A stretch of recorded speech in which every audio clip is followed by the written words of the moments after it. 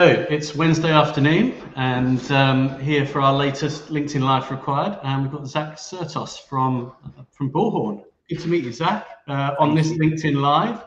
We've obviously met a few times before, but not on this platform. So not on this platform. I think we've done a podcast, didn't we, or a webinar a couple of years ago.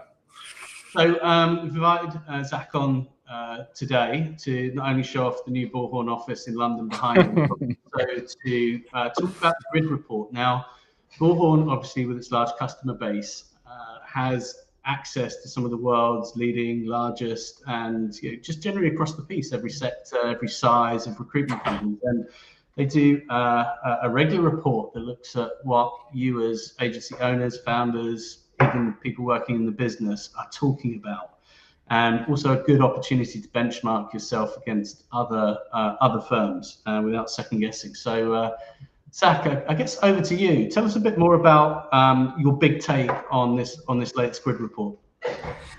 I mean, look, not to sound like a broken record, but obviously AI was a massive focus of the grid report, and like one of the biggest things or themes that we're seeing is that agencies are adopting that consistently throughout their workflows are being more productive and getting to the candidates and the clients and the placements first. So it was just an underlying theme basically, and that's not just in the grid report. That's when I'm speaking to recruitment agencies on a day-to-day basis as well. So yeah, as I say, we run this report specifically to keep our finger on the pulse of the recruitment industry, because we don't just aim to be a software vendor. We want to be advisors to the market.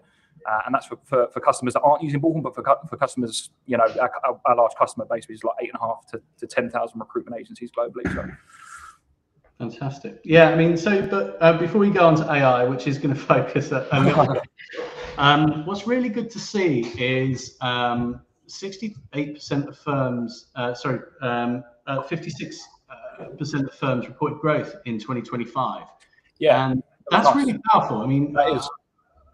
I mean, that's probably didn't grow, but that's a lot higher number than we would have thought. It was. I think it was 60-something% back in 2022, then 23, 24, much lower at like 40% and 42%, something like this. And then obviously last year we saw like 56%. 56% of agencies reporting growth, which is really positive. I mean, again, this was a key theme in the report, but again, like a key theme that enters every single conversation. No one thinks that the market's going to bounce back exponentially like it did after COVID. I don't think anyone's expecting that or anticipating it. But there are some grassroots showing, and I think agencies that are being productive are seeing growth and can gain growth, and we've seen that in the report. So yeah, really positive. Really pleased to see that. It was one of my one of my biggest positive takes actually that I gleaned from the report when I read it. Yeah, and slightly off-piste on the report, but how's 2026? What are you seeing? Because this is obviously, I'm definitely seeing a bright start to the year. I don't know if you guys are seeing similar things from your customers and your prospects. Definitely. I mean, look, I don't think we're completely out of the woods yet, and as I say, it's not going to be like 2022 when we bounce back from COVID, but absolutely we're seeing grassroots showing. I think conversations are a lot more positive and optimistic. And I think, just the general consensus is, look, we can grow even though the market conditions remain, a little bit tougher than what they were, say, a few years ago. So I definitely think it's a positive, and I think that's a general consensus across the board. Fantastic. So because this is LinkedIn Live, we can do this is interactive. So anyone watching wants to pop a comment in, will as a slick host that I am, I'll try and bring it into the context. What we're going to talk about. So be prepared to be. So first off, keeping me on my toes, Andy. AI top priority for 2026. So for the third year, firms identify the paradox of tighter talent pools and falling job volumes as their top challenge for 26. But using AI, the interesting thing was that priorities ranked. Using AI to automate, grow revenue, infusing AI into daily workflows, standardizing, optimizing technology, attracting new talent, attracting new clients, expanding into new service lines. So we're talking about this the third year. When's it going to happen? I think it's already happening, to be honest with you, to answer your question directly, and then I'll give some context and color around the answer. But again, people are adopting AI in some context, whether that's generative or agentic or whatever you want to think about. more consistently than they were, and it's definitely real. Like, and we've seen that in our own product development roadmap. Like that, we're, in every single cycle now, we're showing that as a part of the platform, and it is just so deeply embedded into the core CRM and ATS that it's just a part of the core Bullhorn capabilities now. So I think it's happened and it's happening. That's not to say that won't develop over time, but yeah, it is happening. As I say, like I think a key thing is to shift away from thinking about AI. Like it's more about outcome-based decision making, and that's where I'm certainly trying to shift my conversations when I'm talking to recruitment agencies looking to come onto Bullhorn. It's like, what are the most time-consuming parts of your process? Where do you think you're being beaten to candidates and contacts and clients? And that's a much more familiar conversation. We've been having these conversations since time began. So AI seems new and crazy and a little bit daunting, et cetera, et cetera. But in reality, when you're looking at outcome-based decision making, you're just trying to solve for the same things that we've always been trying to solve for and improve. We did the same thing with automation 3 years back. It's like, how can we grow with less headcount? How can we ramp up people faster? How can we get to the candidate and contact quicker? It's the same things that we're trying to achieve here. It just so happens that AI is now the new thing that can allow us to unlock that productivity. So I think it's just a shift in mindset and the way that we're certainly positioning artificial intelligence and AI to customers. What's the most useful thing customers are doing with AI that you're seeing? It depends on the recruitment agency. Like, different industries will operate very, very differently, right? And education, and I say this all the time, but I'll say it again, like education recruitment agencies, for instance, that do higher volume temp are going to be operating completely differently and going to find different use cases valuable to, say, an IT contract recruitment agency or perm recruitment agency. So there's that. So take that with a pinch of salt. However, there are definitely use cases across the board. So one of the things we saw in the report, and that we're seeing in every conversation that we're having, is people are afraid to use AI because of data quality, and that's a valid concern, right? It is definitely something to consider. However, one thing that is self-evident across all recruitment agencies, regardless of industry, is the best thing to do is use AI to actually improve data enrichment and quality of your own intellectual property. So I think that's probably the most valuable, and that's the first step, certainly in any sort of AI roadmap and journey. So I'd say, yeah, that's a good use case. I mean, apologies to watch me do a podcast or do this talk for the last 2 or 3 years, but I think you're absolutely right. Data is key to this. So, and it's your own data. It's how you differentiate yourself from the competition, how you differentiate yourself from someone in their bedroom with a LinkedIn license. It's going to be context and. We're all fishing in the same talent pools. Everyone has access to LinkedIn. Everyone has access to job boards. Especially when you're a niche market operator, yes, you build up your own IP, but you might be fishing in the same pond with the same candidates. But with your own intellectual property, with these conversations you're having with candidates and clients, as long as that data is being saved somewhere and you've got access to it and it's searchable and indexable, that's what's going to give you the competitive edge, against other recruitment agencies and internal HR teams that you're inevitably competing against for the best candidates and ultimately placement. So, yeah. Good. So back slightly off the topic of AI. No, that's fine. I mean, it's no, that's fine. We'll come back to it. Don't worry. More AI stuff will be coming. But the next one I thought was interesting is leaders are expecting more in 2026. Their top strategy to preserve financial performance in 26 is to improve productivity through technology. As we said, no one needs a weatherman to know it's raining. Like, yes, we're seeing grassroots shoot through, and that's brilliant. And we have seen more growth than we have seen in the previous 2 years. But we're not out of the woods yet, as I said. So we are having to do more with less. There are lower amounts of jobs that we're pulling across the board. Candidates are still hesitant to move, so there are less candidates available on the market. So what agencies are trying, and what we're trying to help agencies do is, it's a time old cliche, but how can we do more with what we have, and how can we do more with less and be more productive with what we have? And that's all it is, really. Yeah, no, absolutely. And I think it's obviously the trend, and actually I don't think this is a trend just the last 2 or 3 years. I joined the industry in 1999, and constantly technology has been used to try and get better performances and solve all the problems that recruiters had. So AI use is strongly tied to revenue growth. So it's interesting here. There's a strong correlation in increased revenue in 2025 and adoption rate of AI. Yeah. So I think it was agencies that are using AI are 4 to 8 times more likely to see revenue growth, so to be a part of that 56% that we reported on. Yeah. But the thing is, again, shifting to an outcome-based sort of decision-making mentality rather than like, hey, we should adopt AI. It's like, if you replace using AI in that sentence with agencies that are consciously trying to be more productive, are seeing revenue growth, you'd be like, well, yeah, duh, like of course they are. Like they're consciously trying to modify their process to be more productive and do more with less, and as a result, they're seeing revenue growth. So just by replacing that phrase with something that we're all familiar with, like it actually makes more sense. So again, it's just a shift in mindset that I think is the best sort of tack to take. And are you seeing, obviously, people's level of understanding of AI is different, right?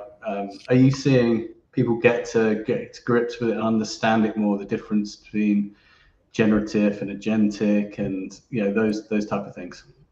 I think so. I mean, like, people who are just a little bit more positive about it and just get their hands on the tools, like, a lot of them are really self-explanatory. Like a lot of generative AI tools, you speak to it like, I certainly do. Like even with preparing for this session today, like I'm speaking to my generative AI, like internally, like Gemini and stuff, and obviously externally ChatGPT, like it's a personal assistant. So it doesn't really take much to figure it out. Like you're just using it, and it's just giving you value and speeding up processes that would otherwise take a lot of time. So yeah, I think it's a lot of it is self-evident and self-explanatory. Like there are obviously more complex use cases than generative AI, but again, if it's deeply embedded into the workflow, a lot of it is just it's just easy, and just like I think people are wrapping their heads around it. I think it's the idea of it that's daunting, but when you actually look at the use cases and what you're trying to solve for, it's really, really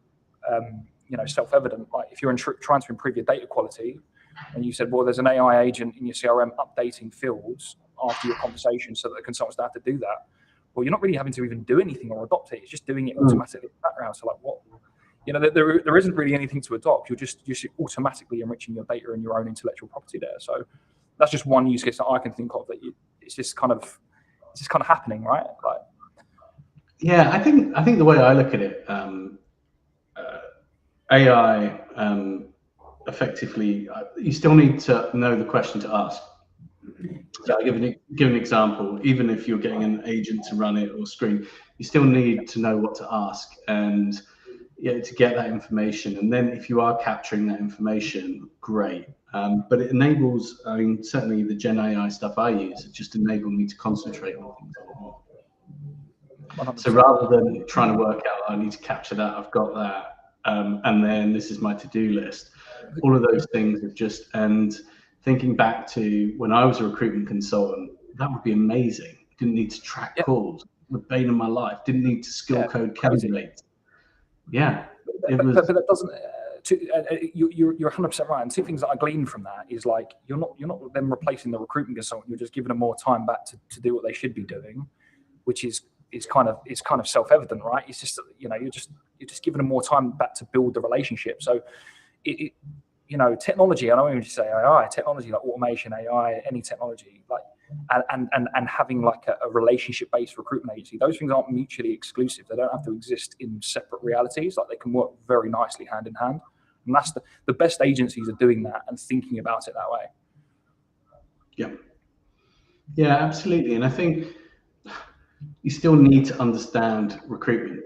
I think you still need to be trained. I think ultimately then it does allow you to then build those relationships and spend more time doing it. The management trick though is to make sure that actually you're doing this for consultants, you're doing it for the team, you're doing this automation. How do you turn that into productivity? Yeah, and you're absolutely right. And I'm going to give you a real example here, right? Just to give you a taster. And this, this is happening in Bullhorn. I'm sure it's happening in other vendors and in other products as well.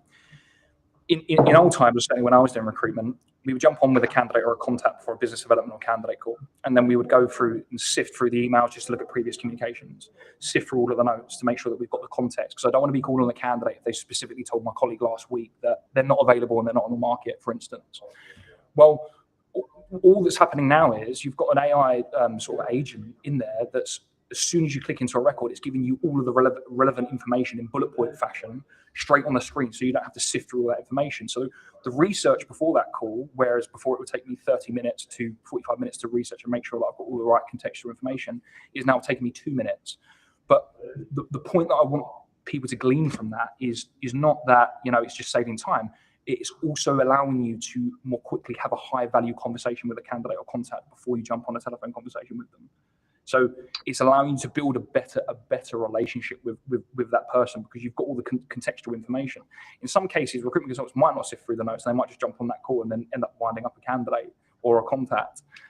So yeah, it's just actually giving the recruiters more information at their fingertips so that they can build better and stronger relationships, which is the most important thing.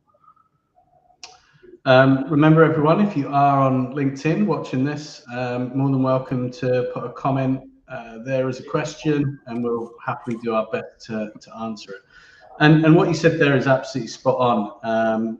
From your report, AI adoption has moved on from last year. So 52% of firms last year were experimenting with basic Gen AI tools. This year, 29% are still on that level, but 30% have moved to some form of agentic. Yeah, I agree. So that's really interesting stat. So while we're seeing a growth in the use of AI to become more productive, when you look at agency, so there's two levels to this, right? There's people experimenting with AI and using AI tools and using it a bit more consistently. But then you've got agencies that are deeply embedding that into the core of their workflows. And then when you look at that level, you've probably got, what is it, sub 10%, so like 7% of agencies actually doing that. And those are the ones that are wiping the floor with the agencies that are using point solutions, or, they're experimenting with generative AI like ChatGPT, maybe using a standalone screening agent, something like this. But that's, if it was me, for instance, starting up a recruitment agency tomorrow, I decided to hang my gloves up here at Bullhorn and start a recruitment agency with a few of my past, colleagues and stuff. What I'd be licking my lips with that stack, because I'd be thinking, well, there's a massive opportunity here, and only 7% of agencies are actually embedding that consistently into the workflow. So the ones that are switched on and are noticing that are the ones that are inevitably going to just beat out the competition, which is kind of the goal, right? So yeah. I think the other thing actually is, though, do you feel that AI is creating a lot more noise and a lot more? I see it with the outreach I get. How do recruiters cut through that with their humanity? There's a couple of answers to that question. So probably should have prepped you for that one. Sorry, I think that's no, because I'm thinking about three different things. So I'm going to go back a step. So how do we cut through the noise and vaporware? Again, it goes back to my first statement about it's outcome-based decision making. Like, what are you ultimately trying to achieve by deploying this AI or this tool into your tech stack? Like, what you should be going at it, not, hey, we need to embed AI, or we need to adopt this technology because it's becoming really popular. It's more a case of like, where are we wasting the most time? Where are we getting beaten by other agencies? What aren't we doing well? And what can we streamline as such with AI? So that's one way you cut through the noise there. The other way is like what we're consistently seeing, and I'm sure like people who are listening have seen this, like you're getting lots of noise with like AI edited CVs. You're getting tons of candidates getting AI to modify their CVs to make sure that they match the job description. And then when you speak to them over the phone, they're actually not a good fit. So again, like screening agent and agentic AI can help you sift through the volumes as well to break through the noise, so that then you can embed your humanity and have the high value conversations with candidates that are actually relevant. So I think that's one key use case that is definitely cropping up a lot. I think again, the other thing is what I said before. It's just like these don't have to be mutually exclusive. It's more like how, as I said with the note example, or servicing the information before you jump on a call with a candidate or client, how can how can you use these tools to form formidable and long-lasting relationships with the candidates and contacts you're speaking to?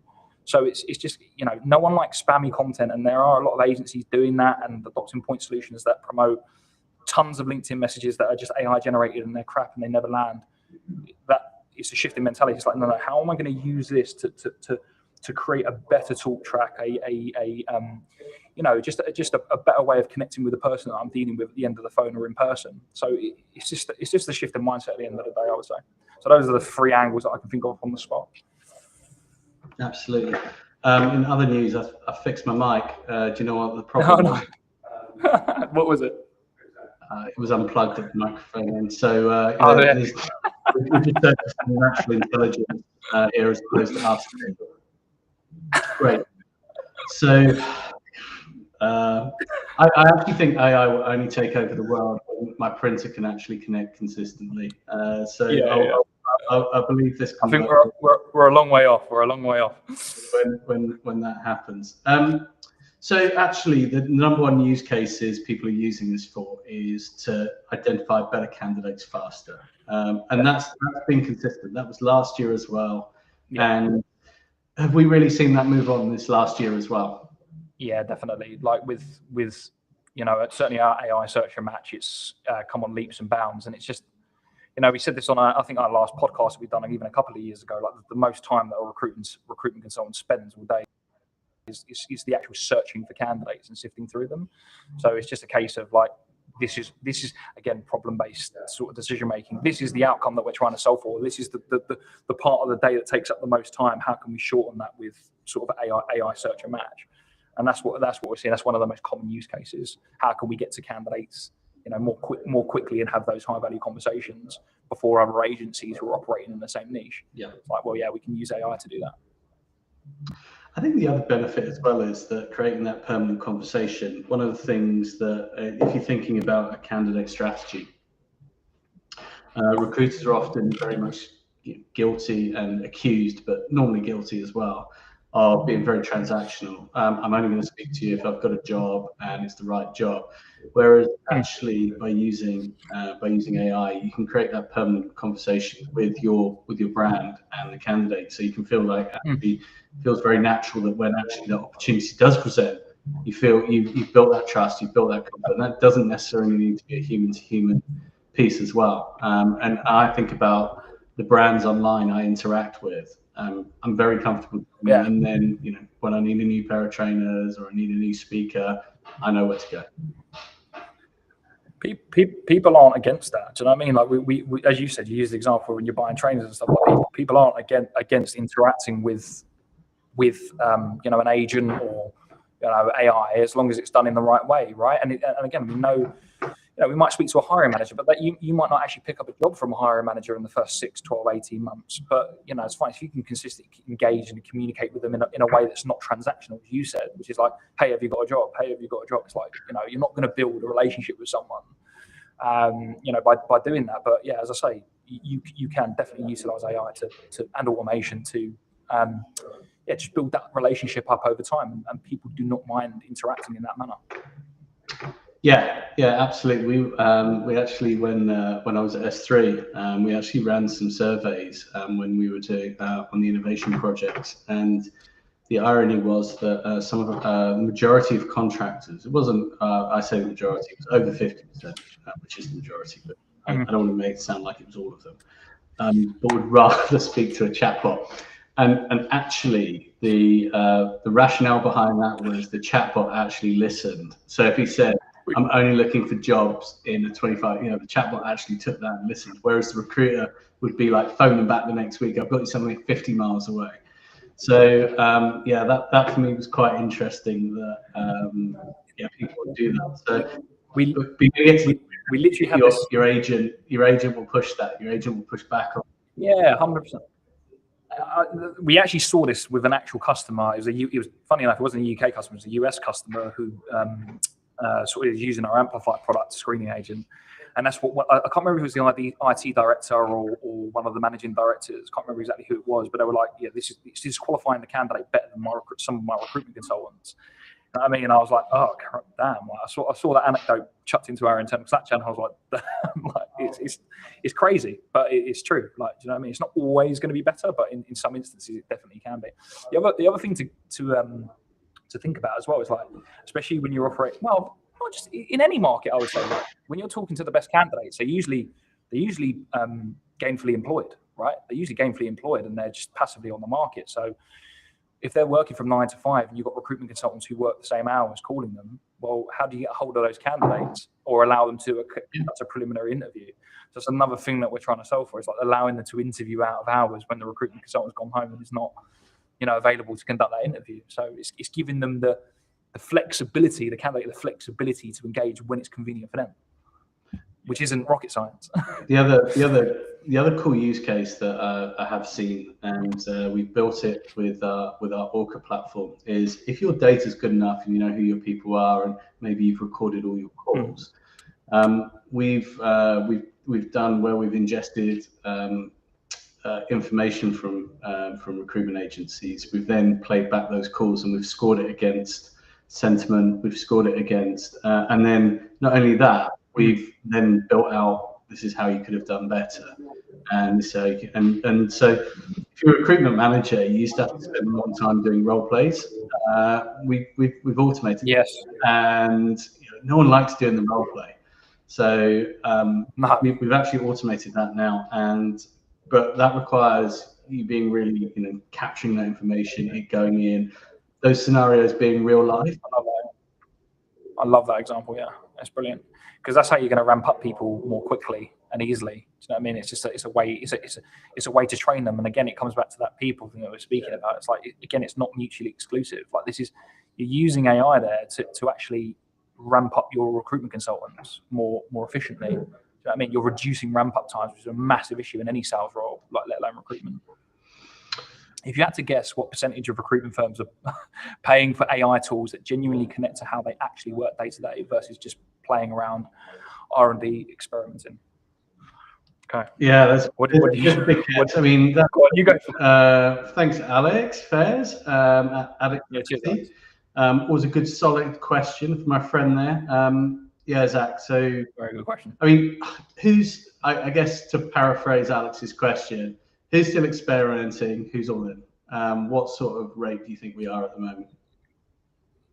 So in the grid report, that's what I mean. Like, so I would say that this is where the opportunity is. Only, as I say, only 7% of agencies, or at least sub 10% of agencies, are actually embedding it into their CRM and ATS workflows.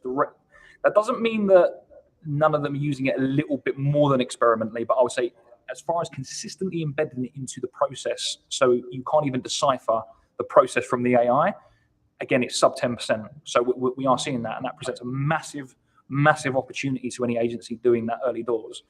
But yeah, that people are, you're always going to have the people using generative AI like ChatGPT more, and that's probably the biggest percentage that we saw in the report. Then you've got middle agencies using like point solutions, like for a single or a few use cases. But yeah, the ones embedding it, sub 10%. And we know that for a fact. I don't even have to guess, because we've asked, our network and collected the data around that. We've polled that. Yeah. So there's a real, and those 10%, are probably outperforming. Yeah, 100%. Those are a lot of those will probably be our early adopters in the Amplify products. So yeah. How do you? I mean, I actually think for software firms, there's been very few opportunities to actually sell more. So if you look at Moore's law, the famous the Intel example of you've got a double processing power and half the cost every 18 months or something like that. It's always been that sort of rule, but AI now means that actually we can charge more for this. We can add on products. So that's exciting. When you say add-on products, well, can you clarify that? If you look at Microsoft, they now bundle. It's costing me more. If you look at Google Workspace, it's costing more. This is because people are effectively replacing people with AI. They don't necessarily mind paying an increased cost as well. I appreciate this is recruitment, so everyone in recruitment doesn't want to pay an increased cost. But I think people, if you're replacing people, yeah, and I think, but I'm actually. I guess it's not about replacing people. It's more about. Sorry, just cut across you there. Go on. No, sorry. No. I'm actually starting to seeing people put AI into their budgets. So yeah, almost 100% for. Yeah, they will be, because again, like one of the. It's about scaling without having to add headcount. I think that's the bottom line, right? It's kind of like, yeah, it's the time old, right? We saw this with automation too, and it's like how can we scale? How can we reduce SG&A costs, you know, and become more profitable and productive? And that's it really. Like you it's not so much about replacing people; it's just about scaling without having to add additional headcount more than anything else, I would say. And you're going to see you're going to see sort of digital worker models coming, you know, more and more, prevalent across the market. You're just going to see that, and that's why people set aside budget to do it, because, yeah, it will be an increased cost, but when you compare that to hiring an additional 10 people to do admin, you know, it's kind of a no-brainer. It's not in the report, but I'm interested in your view on it. Who's getting the most benefit? Is it the small companies, the medium companies, or the big companies from this? Do you know what's really weird that we saw from our automation focus group? It was actually like the mid and smaller level companies that were more agile than the bigger companies. Like, don't get me wrong, like big companies have, you know, try and invest in this and that, but what you see with some, not all the time actually, because I don't want to just blanket every big recruitment agency with tarnish them the same brush, but what we saw, especially with automation and now with AI, is that mid and smaller recruitment firms are more agile and more easily able to affect change more quickly than larger agencies. So I would say over the next like 6 to 12 months, the smaller agencies that are more agile will get the biggest benefit out of this, because it's allowing them to compete against the big boys, you know, and it's allowing them to keep their costs lean, because they're not having to hire 5 people to edit CVs and, you know, do data enrichment and that sort of stuff, because it's just happening in the background. And yeah, they'll be able to operate more lean. They'll be getting to the candidates and clients quicker. And again, it's because they'll be able to implement this more easily and more quickly than say larger agencies. That's my personal opinion. That's my genuine personal opinion. Yeah, I think I'd agree, and we've generally seen that with, you know, across the required group for the last 6 years we've been operating.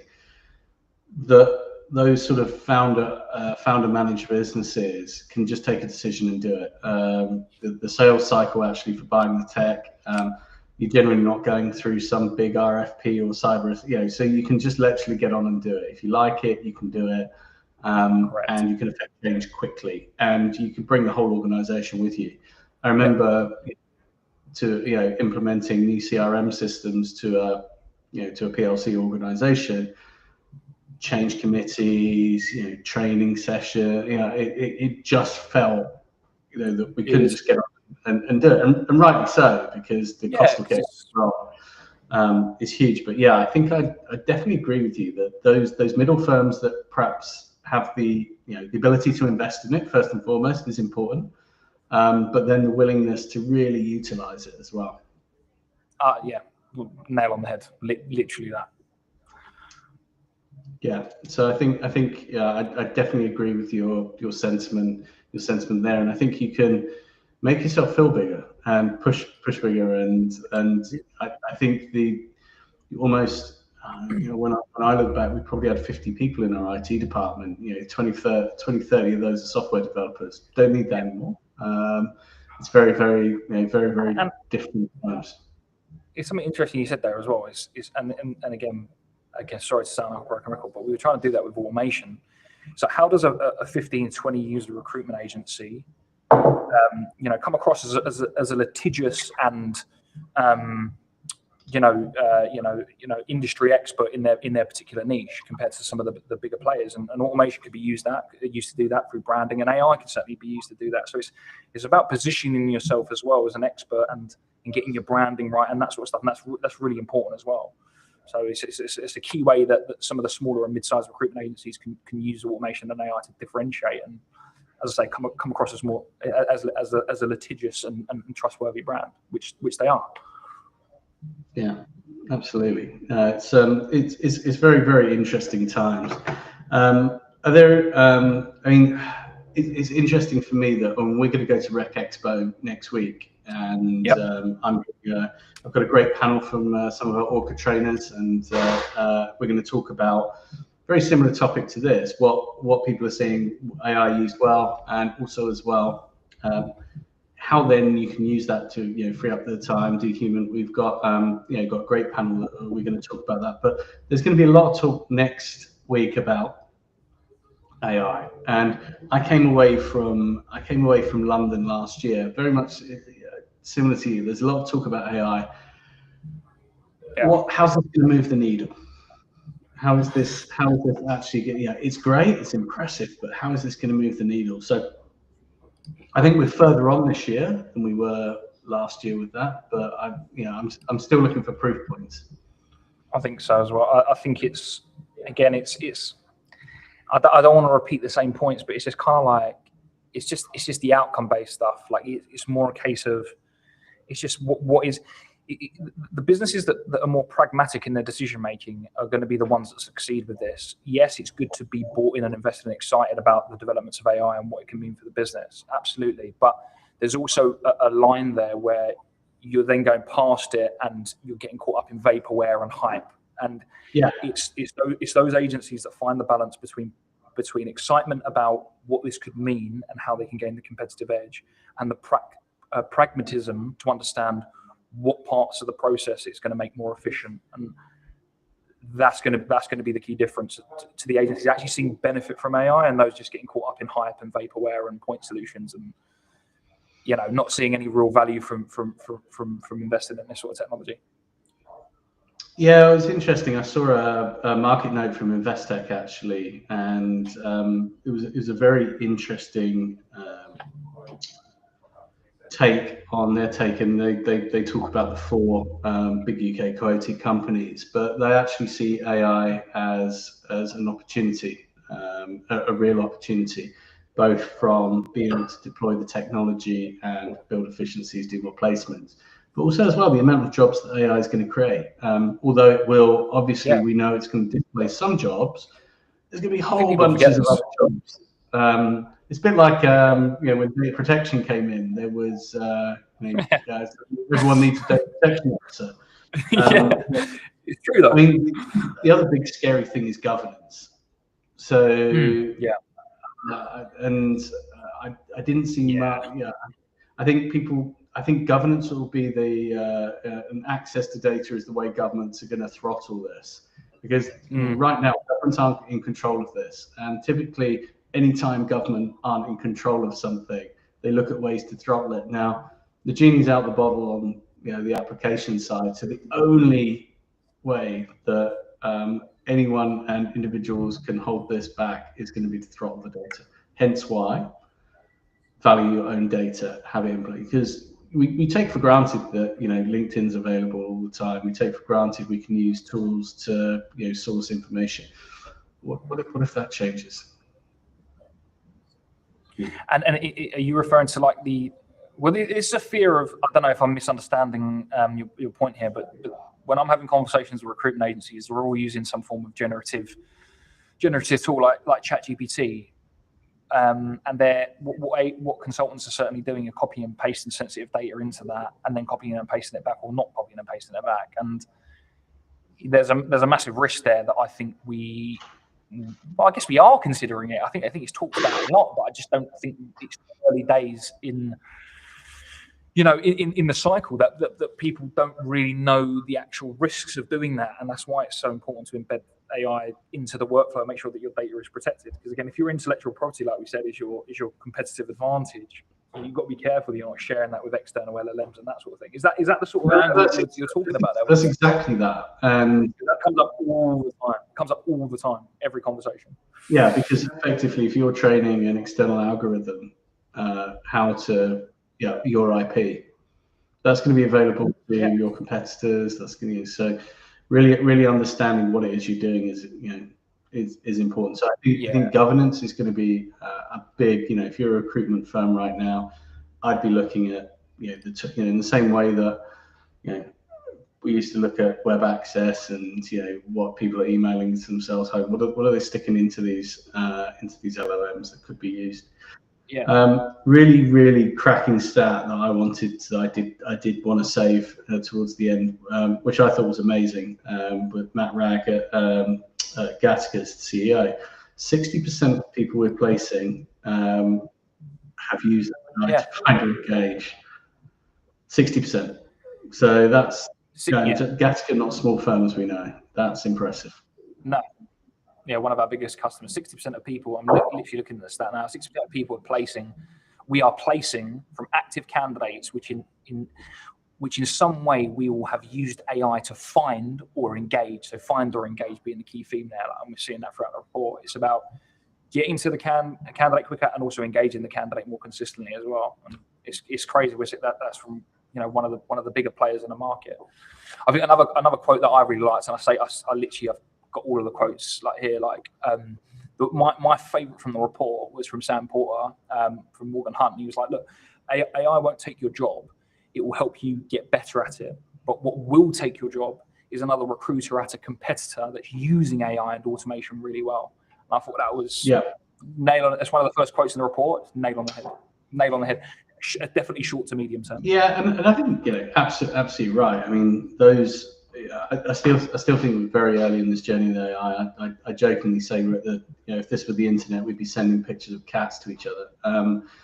It's true. But it feels like we're very much at the start of this and just working out what the real, how to use it, what the benefits are, and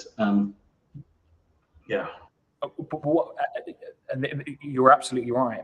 But the thing is, as technology grows, and we've seen that, it's the common graph that everyone says, how long did it take, let's say Facebook to get to 100 million users, then Netflix, and then you're looking at ChatGPT. So what I'll say is absolutely take solace in the fact that we are still early doors, and only sort of 7% of agencies are embedding that into the workflows. But at the same time, I think this is going to be like everything, it's going to be non-linear growth. Do you know what I mean? We're going to see it go like this, and that's what you've got to prepare for. So right now, absolutely, but you still got to keep your finger on the pulse, because I think it's going to ramp up very quickly, and the more technology develops, the quicker it does develop. Do you know what I mean? As I say, it's a non-linear cycle that we're seeing. Absolutely. Just a reminder to anyone watching, you can ask a question in the chat or just make a point.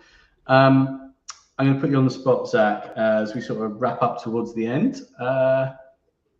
We're having this conversation in a year's time. What's the grid report saying, do you think?